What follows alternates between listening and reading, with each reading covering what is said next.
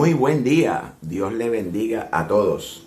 Bienvenidos a Biblia Estudio TV, tu instituto bíblico virtual. Soy Víctor Cáceres, quien les saluda en el amor de Jesucristo, explicando los textos y qué realmente significan.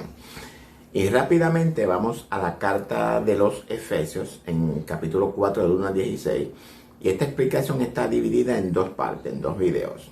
El título de la explicación de hoy es El conocimiento del Hijo de Dios. Vamos a leer el verso 13, el cual es el principal, y luego continuamos con los demás. Efesios 4:13.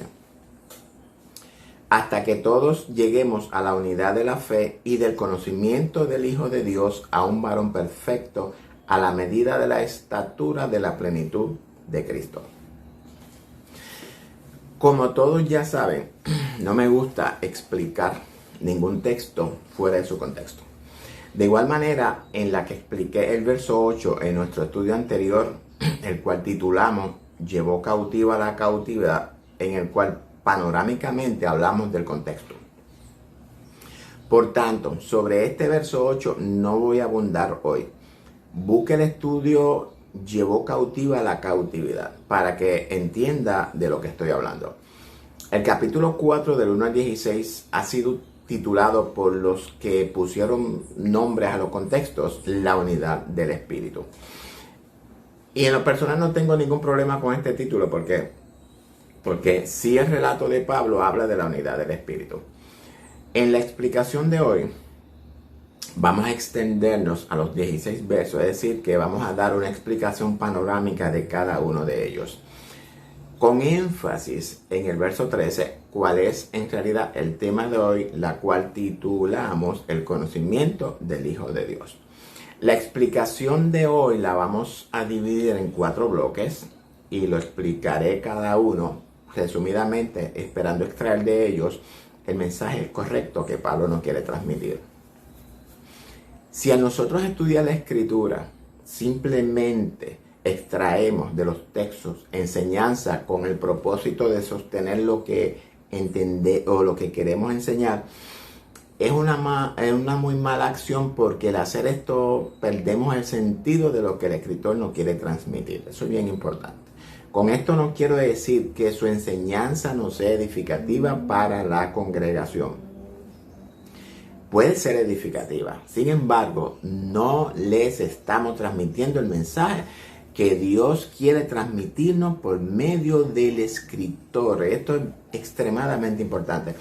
Y esto pudiera estar desviándonos del conocimiento del Hijo de Dios.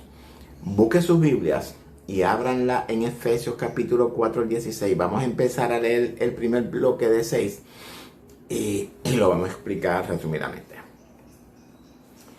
Yo pues, preso en el Señor, os ruego que andéis como es digno de la vocación con que fuisteis llamados, con toda humildad y mansedumbre, soportándoos con paciencia los unos a los otros en amor, solícitos en guardar la unidad del Espíritu en el vínculo de la paz. Un cuerpo y un espíritu, como fuisteis también llamados, en una misma esperanza de vuestra vocación. Un Señor, una fe, un bautismo. Un Dios y Padre de todos, el cual es sobre todos y por todos y en todos. Todos sabemos que la carta de los Efesios es una de las que escribió Pablo desde la prisión.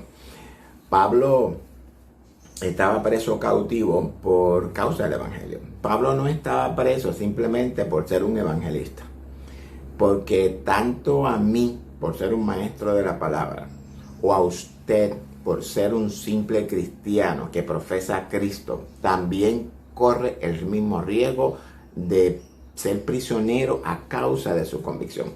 Pablo nos exhorta a vivir en una manera digna de la vocación con la que fuimos llamados.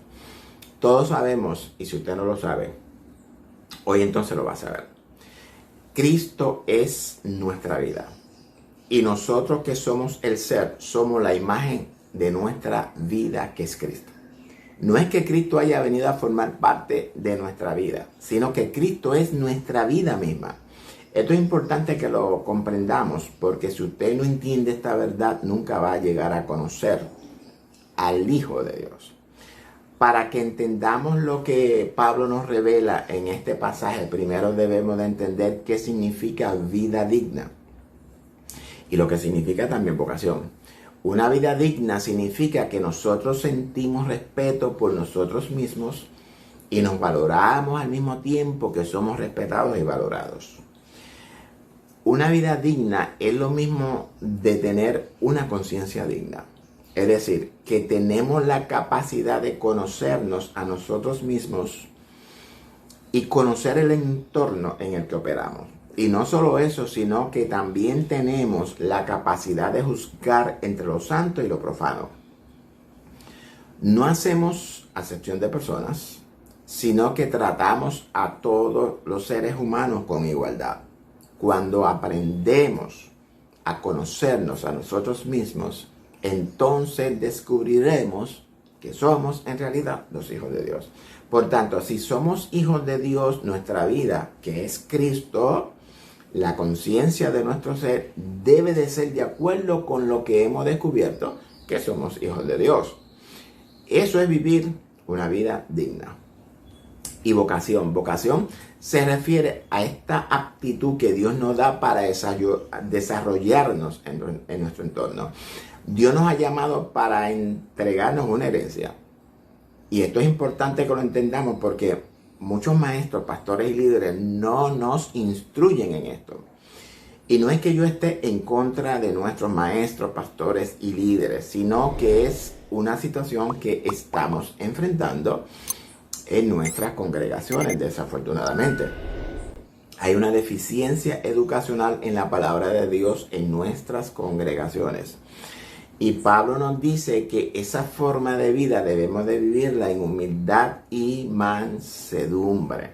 Y el mismo Señor Jesucristo nos exhorta a tener un corazón como Él, un corazón manso y humilde. Estamos hablando de actitudes mentales, actitudes correctas. Una persona humilde y mansa de corazón es una persona que tiene tolerancia, una persona que tiene dominio propio, que no deja que su interior sea alterado, teniendo paciencia los unos con los otros en amor, como lo enseña Pablo. Y no cualquier amor, sino el amor ágape. Ese amor que dice Pablo que todo lo soporta. La vida cristiana no es así de sencilla y fácil como nos la venden muchas congregaciones. Y dice el verso 3 que debemos de ser solícitos en guardar la unidad del Espíritu. Y esto es algo que se ha perdido en las iglesias. Debemos de poner en práctica la unidad del Espíritu cuidadosamente. Y la pregunta es, ¿qué es la unidad del Espíritu? La unidad del Espíritu significa que solamente hay un solo Dios, un solo Espíritu, un solo cuerpo, un solo Señor, una sola fe o doctrina, porque la palabra fe debemos de entenderla dentro del contexto en el que el escritor habla. También un solo bautismo, el que nos revela Pablo en Romanos 6. Aquí no se refiere al bautismo en agua, el cual era para arrepentimiento. Se refiere al nuevo nacimiento que surgió en usted, en esa circuncisión del corazón que lo hace nueva criatura en Cristo. También un solo Dios y Padre que está en nosotros y que nos guarda y que nos guía. Y nada de esto lo podemos romper, amados. Lo mismo que ocurrió en Cristo, ocurrió en Pablo. Y lo mismo que ocurrió en Pablo es lo mismo que nos ocurrió a nosotros. Estamos hablando de algo que es único en nosotros. La pregunta es, si hay una sola fe o una sola doctrina, ¿por qué hay tantas doctrinas distintas en las iglesias? ¿Por qué hemos añadido el bautismo de agua a la salvación? Si hay un solo cuerpo en Cristo, ¿por qué hay tantas denominaciones diferentes? Si el mismo Jesús en Juan 14 nos manda a ser uno en Dios, al igual que Él es en el Padre y el Padre en Él, ¿Por qué nos hemos encargado de dividir en vez de unir? Estas son preguntas que debemos de hacernos y recapacitar en ellas. Este es un problema que la iglesia misma debe de empezar a resolver, porque la iglesia no está obedeciendo los mandamientos de Cristo, porque mientras enfrentamos este problema de convicción, y estamos hablando de un problema del corazón, de la conciencia, hasta que no aclaremos todos estos pensamientos ideológicos, la iglesia en su mayoría va a tener que enfrentar los juicios de Dios. Solamente los que guardemos la unidad del Espíritu, y por unidad del Espíritu entendemos el Evangelio verdadero, el del reino, no otro, los principios que Jesús estableció y las enseñanzas que Pablo desarrolló y nos enseñó. Esos son los que van a ser glorificados en el nombre de Jesús y el nombre de Jesús en ellos. Iglesia, despertemos a la verdad de Dios. Mira, bueno, continuamos leyendo. Pero a cada uno de nosotros fue dada la gracia conforme a la medida del don de Cristo. Por lo cual dice, subiendo a lo alto, llevó cautiva la cautividad y dio dones a los hombres. Y eso de que subió, ¿qué es? Sino que también había descendido primero a las partes más bajas de la tierra. El que descendió es el mismo que también subió por encima de todos los cielos para llenarlo todo. Y él mismo constituyó a unos apóstoles, a otros profetas, a otros evangelistas, a otros pastores y maestros. Luego de Pablo exhortarnos a guardar la unidad del Espíritu, ahora procede a revelarnos una información importantísima para la iglesia. Y preste mucha atención a lo que Pablo nos revela. Y aunque ya este verso 8 lo expliqué, quiero ahondar un poquito más sobre los versos siguientes. Pablo nos dice que a cada uno de nosotros individualmente nos fue dada la gracia. Y esta gracia en griego es charis, que significa que Dios mismo, inclinándose deliberadamente hacia nosotros, porque esa es su voluntad, Dios se inclina. Pablo dice que Dios se ha inclinado hacia nosotros conforme a la medida, es decir, dentro de la medida de la esfera de Dios, o la esfera que Dios nos ha asignado como medida para llegar hasta nosotros. Y esa medida es el regalo que voluntariamente nos ha dado por medio de su Hijo. En el verso 8, Pablo ahora nos revela parte de ese misterio oculto de lo que Dios ha hecho en nosotros, los que nos hemos convertido en Cristo o a Cristo. Y resumo porque hay un estudio reciente de este texto. Dice Pablo, y vamos a conciliar el verso del 8 al 10 para que podamos entender. Dice Pablo que Dios mismo descendió en carne, en el Hijo. ¿A dónde descendió? Dice Pablo, a las partes más bajas de la tierra. Ahora bien, ¿qué significan las partes más bajas de la tierra?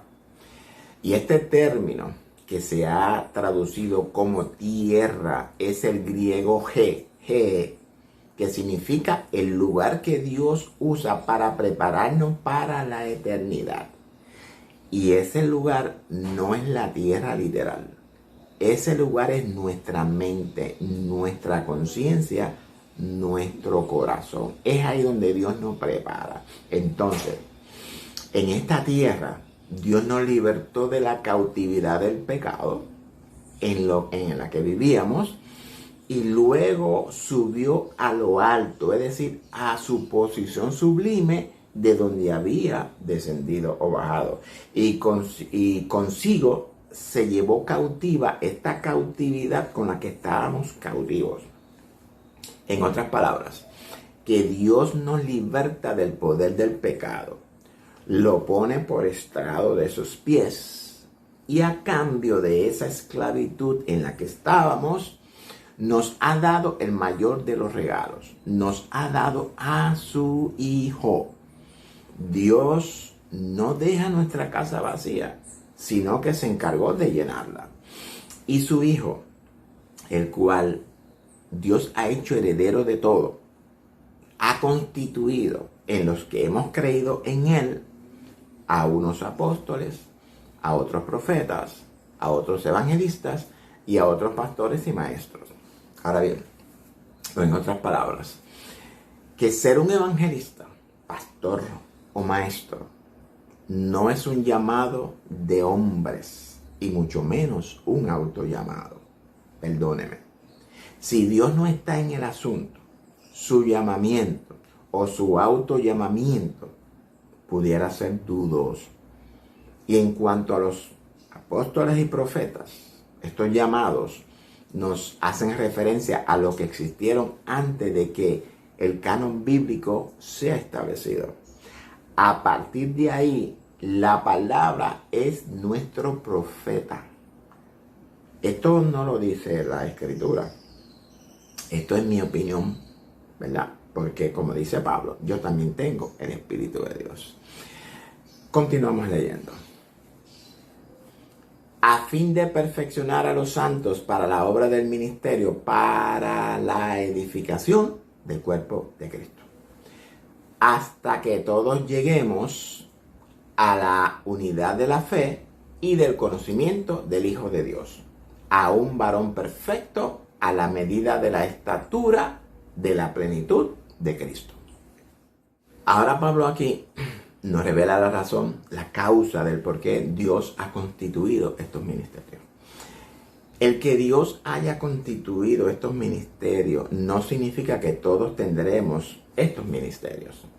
Ni tampoco significa que si usted no los tiene, usted no haya creído en él. Todos en general tenemos el ministerio más importante de todos. Y esta es la razón o la causa principal por la cual Dios ha establecido estos diferentes ministerios. Estos tres ministerios, evangelismo, pastor y maestro, son los principales de todos, por lo menos para mí. Existen otros ministerios que se revelan en la carta a los Corintios.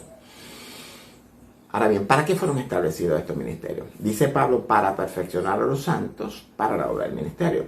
Es decir, que hay un ministerio en común para todos. Como dije anteriormente. ¿A qué ministerio se refiere Pablo? Y esto lo voy a explicar esperando que entiendan esto, porque es algo que nadie lo enseña en nuestras congregaciones, desafortunadamente. El hecho de que hayamos nacido de nuevo, ese hecho implica que al convertirnos a Cristo, Cristo nace en nosotros. Es decir, que somos nuevas criaturas porque Cristo nace en nosotros. Ahora bien, Cristo debe de desarrollarse o crecer en nosotros y nosotros en Él, hasta que lleguemos a la estatura de ese varón perfecto, que es el Hijo. A este ministerio es al que Pablo se refiere, al ministerio de la intimidad, de la relación personal y la unidad del Padre en nosotros y nosotros en el Padre. Esta relación entre nosotros y el Padre es la que nos convierte en hijos y herederos del reino. Y esa relación es por medio del Hijo. Para que usted pueda recibir esta herencia, usted debe de convertirse en hijo. Y para que usted pueda convertirse en hijo, usted debe de convertirse en Cristo o a Cristo. Cristo en nosotros y nosotros en Cristo. Y esa unidad nos convierte en hijos de Dios. Pablo nos dice en Gálatas 4 que mientras el heredero es niño, dice Pablo que está bajo tutores y curadores hasta que el tiempo señalado del Padre llegue. Ese tutor nuestro es Jesucristo, quien ha venido a morar en nuestro corazón por medio del Espíritu Santo. El Espíritu Santo es el que nos va a preparar para cuando llegue el tiempo, cuando hayamos cumplido la edad correcta, por así decirlo, recibir la herencia. Y esta unión y esta herencia, pues vamos a hablar un poquito más en la segunda parte. Recibimos la palabra de Dios por medio de la evangelización. Y ahora pertenecemos al cuerpo de Cristo. Tenemos a un pastor que es el encargado de pastorearnos, de alimentarnos, de curarnos, de protegernos. Y todo lo que un pastor lleno del amor de Dios tiene para su congregación bajo la guía del Espíritu. Además tenemos un cuerpo de maestros y la función es capacitarnos en el conocimiento de la verdad de Dios. 3 hermosos ministerios a la disposición de los hijos de Dios. Sin embargo, esto es importante que lo entendamos. Si nuestros evangelistas, pastores y maestros no están debidamente preparados, capacitados, guiados por el Espíritu, y sobre todo, si el ministerio personal no es una realidad en su vida, entonces enfrentaremos un grave problema de educación cristiana. Porque si usted como evangelista, pastor o maestro no ha entendido su ministerio personal, ¿cómo entonces usted va a enseñar a la congregación? Pablo dice que estos ministerios son para la edificación del cuerpo de Cristo hasta que todos lleguemos a la unidad de la fe y al conocimiento del Hijo de Dios. A un varón perfecto a la medida de la estatura de la plenitud de Cristo. Y la plenitud de Cristo implica todo el conocimiento, sabiduría, inteligencia y justicia de Dios en nosotros, las cuales deben de manifestarse también en nosotros. Aquí encontramos 5 características que nosotros debemos de desarrollar en nuestra relación personal con nuestro Padre Celestial.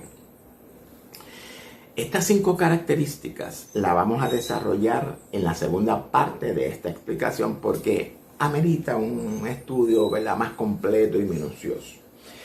El tema de hoy es el conocimiento del Hijo de Dios. Voy a tocar algo de este tema hoy para que vayan meditando para el estudio próximo. Todos sabemos que el término conocer en la Escritura es un modismo que significa relación íntima, ya sea entre esposos, padres, hijos, etc. Para que nosotros lleguemos a conocer al Hijo de Dios, primeramente debemos de conocernos a nosotros mismos. En otros estudios ya he enseñado que Dios es la conciencia de nuestro ser. En otras palabras, que cuando Dios creó al hombre, Él mismo se encarnó en el hombre. El hombre es la imagen o la expresión externa de Dios. Es por esto por lo que dice la Escritura que fuimos creados a imagen de Dios. Fuimos creados conforme a la semejanza de Dios. La semejanza de Dios significa que sus características fueron creadas en el hombre. Es decir, que somos la imagen, el ser externo de la conciencia que es Dios. Es por esto por lo que dije que para conocer al Hijo de Dios debemos de conocernos a nosotros mismos primero. Dios se ha convertido en nosotros para que nosotros podamos convertirnos en Él. Y de este tema, ¿verdad?, vamos a abundar un poquito más en la segunda parte. Continuamos leyendo. Para que ya no sean niños fluctuantes llevados por doquiera de doctrina y viento de doctrina, por estratagema de hombre para engañar, emplean la astucia, con astucia, artimañas de error. Sino que siguiendo la verdad en amor, crezcamos en todo aquel que es la cabeza, esto es Cristo, de quien todo el cuerpo bien concertado y unido entre sí por todas las coyunturas que se ayudan mutuamente, según la actividad propia de cada miembro, recibe su crecimiento para ir edificándose en amor. Ya hemos visto las 5 características que debemos de desarrollar mientras somos niños, en crecimiento, ¿verdad?, hasta que llegue el día señalado por el Padre, nuestro Padre Celestial. ¿Por qué son tan importantes estas características que se desarrollen en nosotros? Para que por medio de ellas aprender a conocernos primeramente a nosotros mismos y conocer al Padre que habita en nosotros.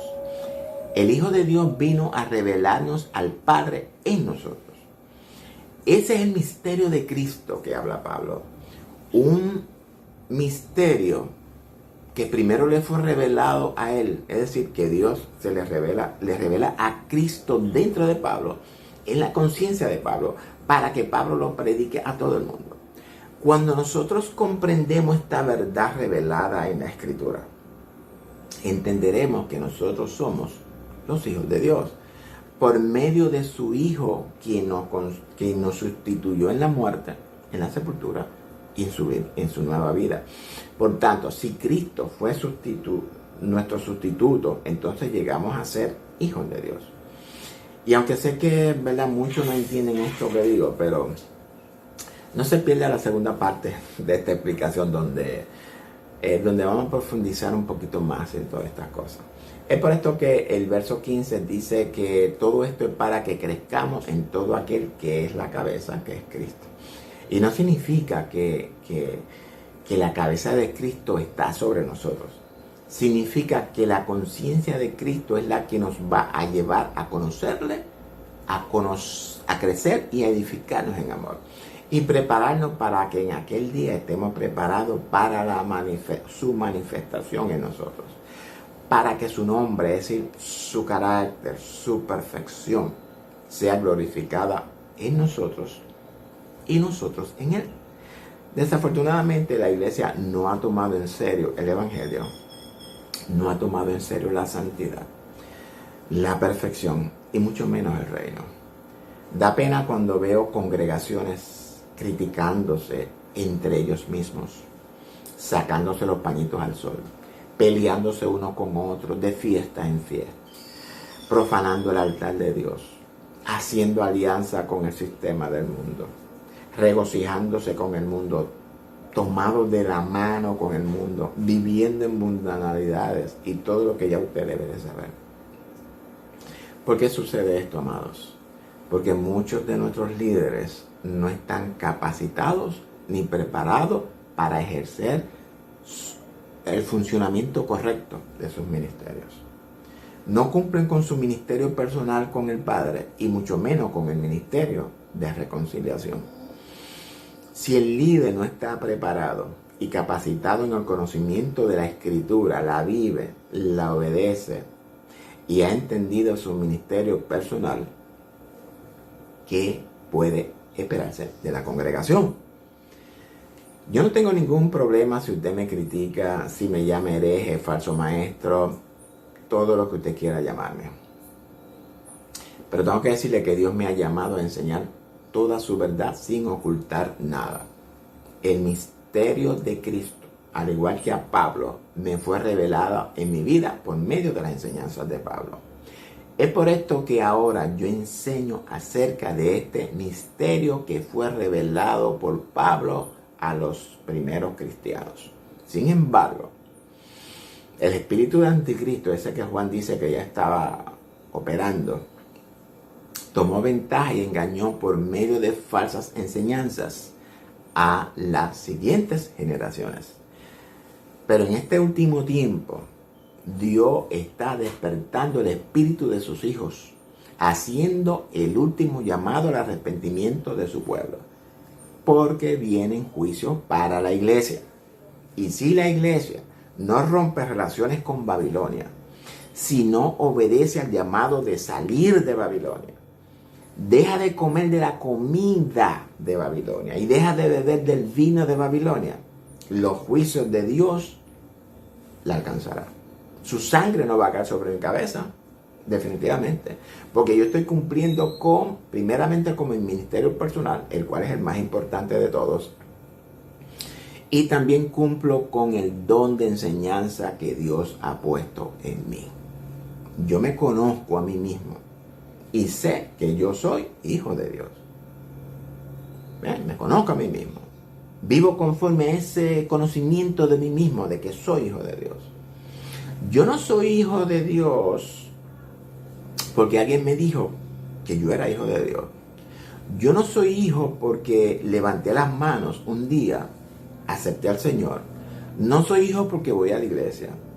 Yo no soy hijo porque diezmo. No soy hijo porque soy miembro de una congregación. Soy hijo de Dios porque el Padre le agradó revelarme a su Hijo en mí, en mi corazón y en mi conciencia.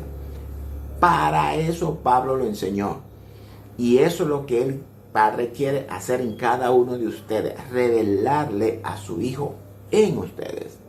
Lamento si ofendí a alguien, no es mi intención.